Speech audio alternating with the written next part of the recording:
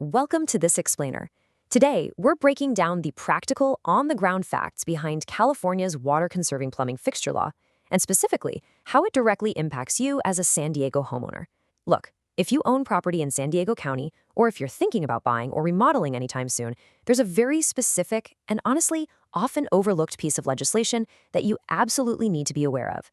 We are going to unpack exactly what this law is, who it applies to, and how one simple, outdated fixture can suddenly turn into a massive headache if you aren't prepared for it. Let's get into it. Picture this, because this is a surprising scenario that catches so many people completely off guard. Imagine you've spent months planning a stunning kitchen renovation. You've hired the contractors, you've selected the perfect countertops, and the finish line is literally right in sight. But when the city inspector arrives to sign off on that final permit, they walk right past your shiny new kitchen, peek into a hallway guest bathroom that you haven't touched since you bought the place, and bam, they halt your entire project. Why? Because of an old, water-guzzling toilet. I know, it sounds totally crazy, but it happens all the time. So, to get you the exact info you need with zero fluff, here's our roadmap for today. We'll cover 1. The hidden plumbing law. 2. Does this affect you? 3. Identifying non-compliant home fixtures. 4. The 2022 San Diego confusion. 5. Permits and selling your home. And finally, 6. The cost of compliance. All right, starting off with Section 1, the hidden plumbing law, or the rule that outlived its deadline. The absolute crucial point here all boils down to one specific year, 1994. If your San Diego home was built on or before January 1st, 1994, this plumbing fixture law applies to your property, whether you've ever actually heard of it or not. The trigger for this law is entirely based on your home's original build date. It doesn't matter what neighborhood you live in, and it certainly doesn't matter what the current price point of your property is. Now, if your house was built after 1994, it was already required to have compliant fixtures from day one, so you are mostly off the hook. But for the vast majority of San Diego's older housing stock, 1994 is the magic number. So what's the actual rule? Well, the law sits in Civil Code sections 1101.1 through 1101.9, though you'll often hear folks in the real estate and plumbing world still calling it by its old bill number, SB 407. Essentially, this law requires older homes to swap out water-hungry fixtures for modern low-flow models. Now, here's the catch. The original compliance deadline for single-family homes to get this done was actually January 1st, 2017. Yep, that date has well and truly passed. But, and this is absolutely crucial to understand, the deadline passed, but the requirement to comply certainly has not. The law didn't just vanish into thin air. Moving right along to Section 2. Does this affect you? Let's talk about the San Diego neighborhoods currently in the crosshairs.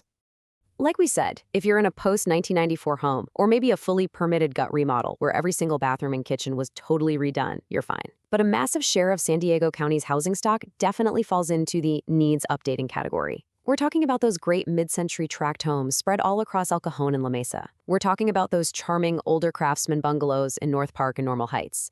And we are definitely talking about decades-old coastal properties stretching all the way from Ocean Beach up to Encinitas. But you know what homes really need double-checking? The ones with a mix of old and new. Maybe you have a beautiful kitchen you remodeled 10 years ago, but it's sitting right next to a guest bathroom that hasn't been touched since the Reagan administration. That's where you run into trouble. All right, Section 3, identifying non-compliant home fixtures. Here are the exact flow rates you need to check.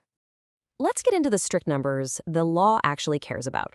A toilet is considered non-compliant if it uses more than 1.6 gallons per flush. To fix that, you need a model that uses 1.28 gallons or lower. A shower head? That's a problem if it exceeds 2.5 gallons per minute, and you've got to replace it with one putting out 2.0 or lower. For your interior kitchen and bath faucets, anything over 2.2 gallons per minute is a no-go. And you might be wondering, how do I even know what I have? Well, if you're ever in doubt, you can usually find the flow rate stamped right on the faucet aerator, the edge of the shower head itself, or right behind the seat hinge on your toilet. Now, here is a wild fifth category that catches so many people by surprise, and it actually has nothing to do with gallons per minute. Older reverse osmosis drinking water units, the ones typically tucked right under the kitchen sink, are also governed by this statute. If your RO unit doesn't have an automatic shutoff valve, it is considered non-compliant under the law and has to be upgraded. It's a tiny detail, but it slips past a lot of homeowners. So if you've got an older water filtration system, it's highly recommended to have a pro check that valve while they're inspecting your other fixtures. Which brings us to Section 4, the 2022 San Diego confusion. Let's unpack this paperwork myth.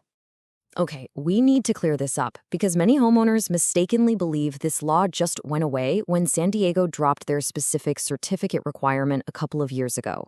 For years, the city of San Diego forced sellers to file a dedicated water conservation certificate to literally prove compliance before a property could change hands. Then, on February 28, 2022, the city eliminated that specific paperwork requirement. However, and this is a massive however, the state-level civil code obligation did not change one bit.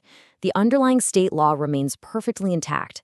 Dropping that city form didn't suddenly make those old fixtures legal to leave in place. Sellers are still fully legally required to provide disclosure of non-compliant fixtures to buyers at the time of transfer, usually through the standard real estate transfer disclosure statement. Dropping the city form just made your paperwork slightly lighter. It absolutely didn't erase the law. Section 5. Permits and selling your home. This is when this hidden law really strikes. As you can see, while the hard deadlines for simply having the fixtures updated are all in the rearview mirror, the mechanisms that actually enforce the law are very much alive today. Starting way back in 2014, pulling a permit triggered whole house compliance. Fast forward to right now, pulling a permit for any alteration, literally even just swapping a water heater or adding a tiny room, means the city inspector can and often will hold up your final approval over an old toilet in a completely different room. The timeline proves that this law is patient. It literally just waits for you to make a move with your property. So let's get real about the actual exposure here. Nobody is going to randomly knock on your door to fine you for having a vintage showerhead in a house you're just quietly living in. The threat is entirely practical. First, permitted work. Your contractor's permit application puts the whole house on the table for the inspector. Second, selling your house. A sharp buyer's agent or a really thorough home inspector is absolutely going to flag a house full of original 1980s toilets during the buyer's due diligence period. Suddenly, late in the escrow process, you're facing annoying repair requests or buyers are asking for financial credits at the closing table. These fixtures simply become a very real, very frustrating roadblock to your goals. Finally, let's wrap up with Section 6, the cost of compliance, and why fixing it is way cheaper than ignoring it. At the end of the day, swapping out non-compliant fixtures is a relatively cheap plumbing project. Let's look at the numbers. A standard toilet installation in San Diego usually runs between $325 and $725 for labor, plus maybe $150 to $900 for the toilet itself, depending on how fancy you get. Faucet swaps, those run about $150 to $400 per fixture. And shower heads are the cheapest fix of all, often just bundled right into the visit since the plumber's already there. This is exceptionally cheap compared to the massive financial headache of a stalled escrow, losing a buyer entirely, or having to live in a messy construction zone way longer than necessary because of a delayed home remodel permit. The absolute best pro tip here is to just have a professional plumber do a whole house compliance pass before you list your home or apply for a remodel permit. This law isn't going anywhere, folks, but by just checking your aerators and looking behind your toilet hinges today, you can stay entirely ahead of it before you ever list your home or pull a permit.